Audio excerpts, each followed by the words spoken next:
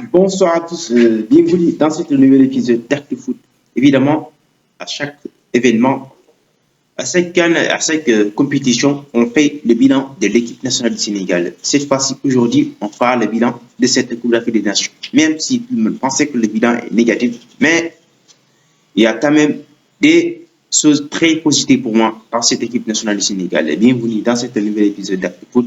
Mais comme c'est le dit, on va commencer le bilan, le top et les flops des joueurs, surtout qui ont déçu et qui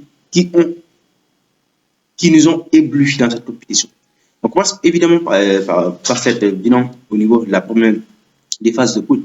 Évidemment, quand on regarde l'équipe nationale du Sénégal en phase de poule, franchement, il y a vraiment rien à rapprocher à cette équipe nationale du Sénégal. Ils ont fait ce qu'il fallait. Ils ont fait gagner les 3 coins nécessaires. Et ils ont fait aussi avec la manière. Même si dans cette formation, on est resté un petit peu dans le fin. Mais franchement, honnêtement, pour cette première partie, pour cette phase de poule de la Coupe d'Afrique des Nations, l'équipe nationale du Sénégal s'en est sortie avec la plus belle des manières. Parce que n'oublie pas qu'on est dans un groupe, soi-disant le groupe de la main. Mais après tout ça, les Lions ont réussi à faire un carton plein avec 9 points sur 9, avec 8 buts marqués. Ce qui veut dire que le bilan, il est très positif. Il est très positif, tout n'est pas à rajouter. Franchement, c'était partie de la première fois de la compétition. Bien sûr, on regarde le premier match du Sénégal, avec des révélations, entre guillemets, de Lamine Camara et évidemment de Papier. Franchement, ces milieux de terrain sénégalais nous a ébloui en première période. Nous a ébloui et c'est la force. C'est évidemment la force de cette équipe du Sénégal. Et c'est la première partie. C'est la première plus grosse surprise d'Aliou.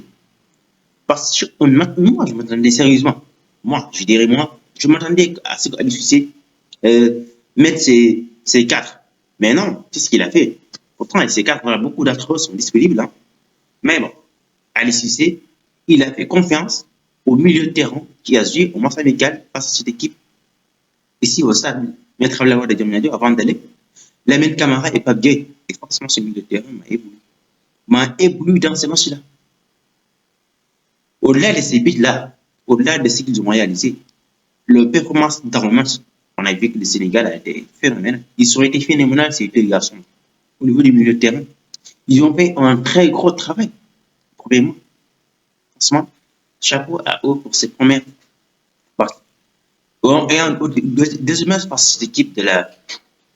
cette équipe évidemment du Cameroun, on a clairement vu que l'équipe du Sénégal a clairement transcendé. Parce que là, on a vu qu'ils ont fait de très très belles performances. Parce que franchement, on n'a rien à rapprocher à cette équipe du Sénégal. Pour cette première partie de la compétition, parce que vu le dynamique du match, si je dis qu'il y a quelque chose à rapprocher à cette équipe du Sénégal, c'est par rapport à la manière de jouer. C'est face à cette équipe Cameroun, on a vu qu'après l'ouverture du score d'Ismaël Assar, on a vu que l'équipe s'est redressée un peu. C'est ça qui a fait, ce qui est souvent arrivé au Cameroun. J'arriverai, je viendrai plus tard. C'est ça. Après l'ouverture du score, le Sénégal s'est régressé. Ils ont encore laissé le ballon comme d'habitude à l'adversaire du sujet. Ce qui les pose souvent un problème, c'est cette attitude-là, cet état d'esprit qu'ils ont mis. Parce qu'une fois que vous marquez, les gars, il faut continuer à attaquer. Il faut continuer à appuyer le match. On a vu clairement que dans ce match-là aussi, le Sénégal a eu beaucoup de possibilités pour battre cette équipe camerounaise. Depuis la seconde période, hein, franchement, on n'est même pas obligé d'aller à la seconde période pour venir les battre. Parce qu'on a vu qu'en première période, le Sénégal a eu beaucoup de possibilités. Ils ont eu carrément des possibilités pour battre cette équipe-là. Mais encore une fois, ils se sont restrictés, ils se sont resserrés sur ce petit but-là pour attendre jusqu'à la seconde période, évidemment. Mais imaginez si avant, la seconde période, ils ont égalisé. Vous savez que ça va donner un autre match. Ce qui a failli même venir en fin du match. Et au retour des adversaires, on a vu que l'équipe s'est montrée un petit peu transcendée offensivement. Ils se sont métamorphosés, ils se créent pas mal de situations, jusqu'au point de marquer le deuxième but-là qui nous a libérés. Mais d'ailleurs, ça, les Camerounais ont réduit le score. Et ce qui a amené cette temps de panique. Après, Cette manière a clos les débats. Franchement, RS, il n'y a rien à dire. Là, on a été satisfait. L'équipe a montré de très belles choses. Au troisième match, je m'attendais à ce qu'Aliou Cissé fasse un petit peu de turnover. Vous voyez, ce qui a sans doute ramené la blessure de Pape Gueye. Parce que sérieusement, Aliou Cissé, je ne sais pas. Franchement, je n'ai. D'ailleurs, je n'ai pas vu pourquoi, comment il ne peut pas faire confiance à ceux qui sont sur le banc. Il dit que soi-disant, ce qui est arrivé en 2014, en 2017, autrement, il ne veut pas que cela arrive parce qu'il a fait reposer ces quatre. Il ne veut pas perdre, il ne veut pas qu'ils perdent de rythme. Il les a fait jouer. C'est qu'il a dit, hein. Il les vous a fait jouer. Après ça, on a clairement vu que l'équipe, c'était pratiquement les mêmes 11 ans. Et qu'est-ce que ça a donné? En fait, ça n'a pas donné grand-chose. Malgré qu'ils se sont reposés, ça n'a pas donné grand-chose. On a clairement vu que l'équipe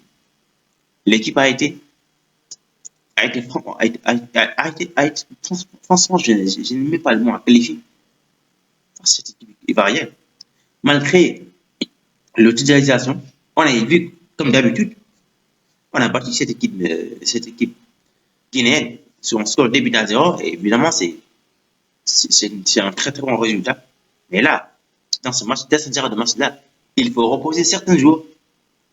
Et bien sûr, si Pape Gueye était sur le banc ces jours-là, ce qui lui est arrivé, ça n'aurait pas dû arriver. Je pensais qu'il va faire un petit tournoi pour voir certains joueurs, notamment l'axe central au niveau de l'attaque. Mais il n'a pas fait son demande. Et au deuxième, venir, évidemment, dans ce match-là, face à cette équipe de la Côte d'Ivoire, le match est terrible. Franchement, on a vu que cette équipe c'est légal. Hier, j'ai oublié de citer quelque chose hein, dans mon débrief parce qu'il y avait beaucoup de choses dans mon titre là. Franchement, ce qu'Iliman Ndiaye a fait dans ce match-là, sur ces petites occasions qu'il leur dit, obtenir au moyen, même ne serait-ce qu'un pénalty, ou au moyen, parce qu'il est même capable de marquer, hein, connaissant sa qualité de tribune. Comment est-ce possible qu'il peut venir se ventiler comme ça? Non, il a fait du n'importe quoi. C'est n'importe quoi de sa part. Franchement, ce n'est pas lui, ce n'est pas ça que j'ai l'habitude de voir chez lui. Sérieusement, comment je m'attendais qu'il Ndiaye prenne le ballon, fasse des initiatives avec ces ballons-là, ou on essayer de marquer. Parce qu'il essaie de tirer directement ces ballons-là. Ce ballon qui a été, le ballon que Sadio Mané a traversé et ça est devenu sur le dos de Nicolas Jackson. Au moment où le ballon tournait, il attend l'arrivée d'Iliman Ndiaye. Franchement, je ne comprends pas comment Iliman peut tomber et laisser le ballon alors que personne ne lui a poussé. Personne. Pourquoi il va essayer de chercher la barre ou quoi? Avant d'aller chercher la barre, il faut savoir être poussé. Il faut le pousser d'ailleurs. Mais personne ne lui a poussé. Franchement, il a été ridicule. Et pour revenir sur ce match-là, comme je l'ai dit, le Sénégal a joué depuis qu'ils ont manqué encore une fois ces buts-là, ils se sont rassasiés. Ils ont lésé le ballon à cette équipe ivoirienne. Franchement, cette attitude-là, je n'ai pas du tout aimé ça. Et je n'ai pas du tout aimé ça. Et après tout, on a vu qu'il y a eu un problème au niveau du milieu de terrain. Il va falloir qu'Aliou Cissé fasse des changements. Mais qu'est-ce qu'il a fait? Lui, au lieu d'amener un attaquant au milieu de plus pour supplier ses deux milieux Pape Gueye, par Mandassar et Lamine Camara, qu'est-ce qu'il a fait? Il a amené Nicolas Jackson à la place d'Habib Diallo. Pourtant, Habib Diallo, il joue. Sérieusement, il joue.